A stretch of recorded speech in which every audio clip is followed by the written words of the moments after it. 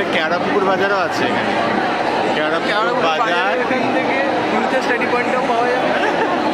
আর কি আছে, নস্কর পাড়া, এই তো কিউআর কোড স্ক্যান করতে হলে ডমিনোস পিজা, এই তো মেন রোড, হ্যাঁ নতুন পল্লী, এই তো আমাদের রাস্তা।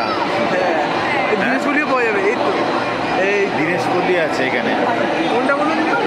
এই তো দীনেশ পল্লী। হ্যাঁ আচ্ছা, আর আমাদের দীনেশ পল্লীও দিয়েছে এখানে, পুরো ব্রিকফিল্ড রোড। হ্যাঁ হ্যাঁ, সবাই আসলে এই যে এই বাড়িটা, পল্লী।